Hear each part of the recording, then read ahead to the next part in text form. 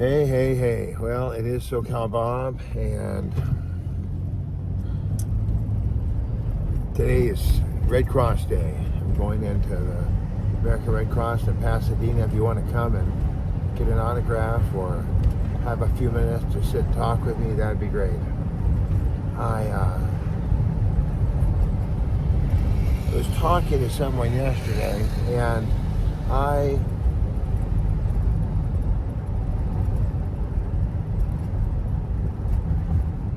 was just puzzled. The person was sort of frustrated, and I wasn't frustrated. I was just like embarrassed. Like, how can I not see this? It's as clear as the nose on my face. Remember that Wizard of Oz? The sign is oh, well, wait a minute. It's kind of that kind of moment. It goes back to the crumbs on the floor at the table that Jonathan mentioned. Oh boy, now I'm mentioning names here. But if the story's so old, I don't think you're gonna, you don't know where I was. I hate to name names. But the person was really concerned about the floor, which is a good thing. And it's a good thing.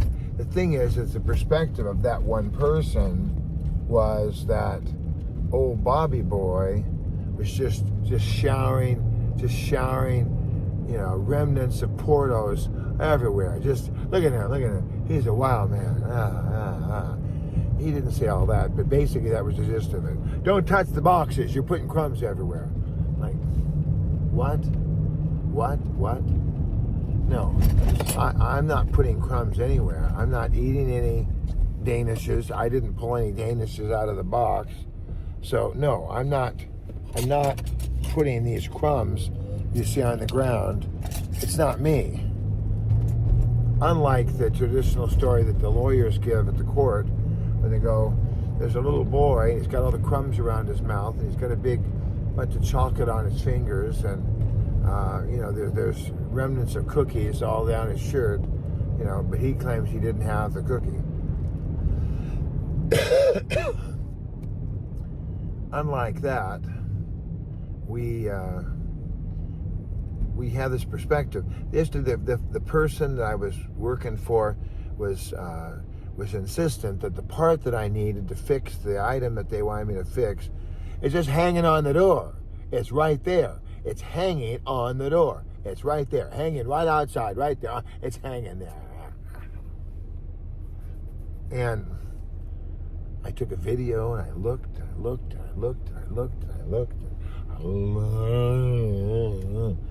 I didn't see anything. I didn't see any bag. Maybe it's a little tiny bag. I don't know. They did rather than communicating in a different way. Because insanity is doing the same thing over and over and expecting a different result. That's Albert Einstein's great contribution to our world.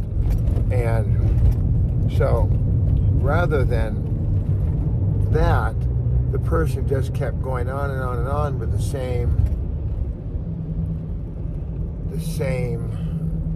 routine, the same drill, the same shout, the same cheer, just That doesn't work, friends. If something's not working, just let it go. If a drill doesn't work, I don't throw the drill bit out. I just use another drill bit.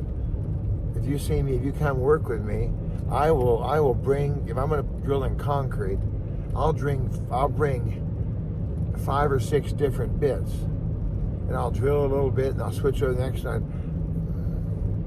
In my trade, in my work, and what I do to help people, that's my job, is to help people.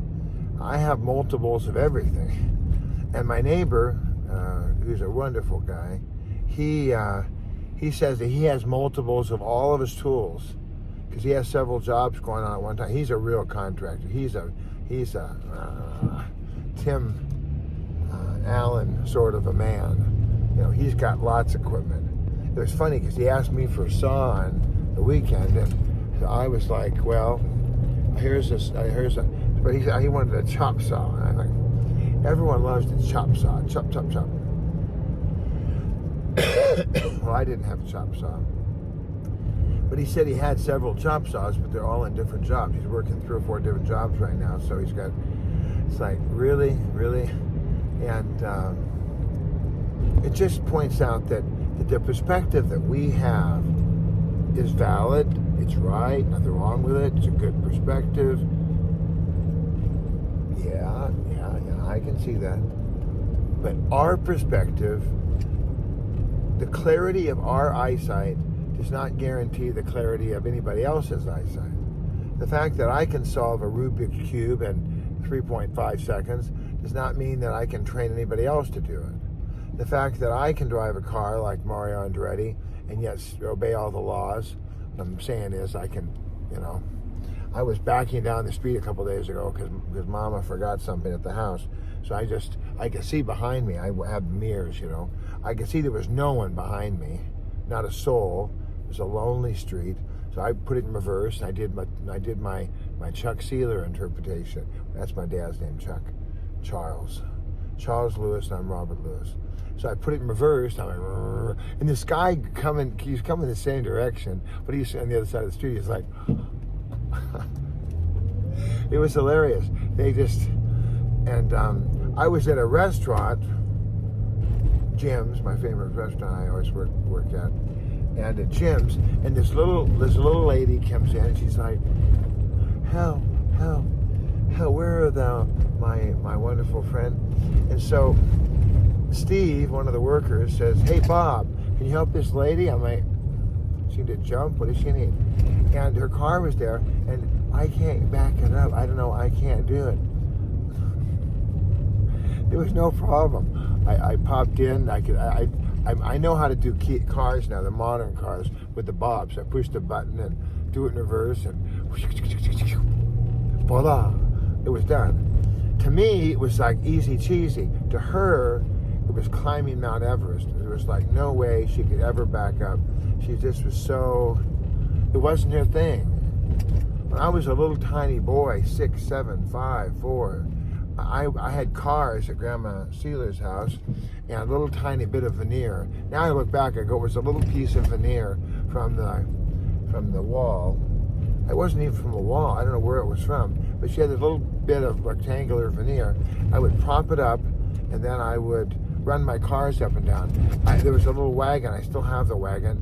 Unfortunately, it was damaged. I'm going to have it repaired, but it's an antique wagon from 120 years ago, whatever. So I would use the wagon to park and back in and do these things. So I've always been about navigation, cars. Right now, I'm on the wrong side of the street. I'm zipping over, going like this, and I got this down to science now. And my back tire, the back right tire, goes up over the curb, literally over the curb. And then I'm able to get right in here, and I'll pick up Bethany Rosita, as they like to call her. They like to call her Bethany Rosita, because that's, her mom's from El Salvador, so that's what they say in El Salvador, I suppose. Well, listen, patience. One of the fruit of the Spirit is patience. Let's have patience with each other. Let's be gentle with each other. Let's not be so crazy. And Emily Ewing, I don't say it right, but she's on the internet, and she, oh boy. She was saying, she gave me a tape that I sent to at least 5, 6 people. And it talked about how so many people can't stay in a relationship because they're not willing to do the work. They get to the hard part and they think the hard part's going to last forever, but it's not, of course. And so, let me turn this off. Little Bethany Rosita had this going yesterday. Like this, like this, like this. Oh, here it is, like this, like this. Here. Okay, so I thought, wow, that's exactly right. I've never quit on anybody. I've never quit on any relationship ever. I'm always 100% in. But people just, no. They forecast that the low tide or the high tide or whatever the season is going to stay that way forever. And believe me, it's not. So just let's be kind to each other.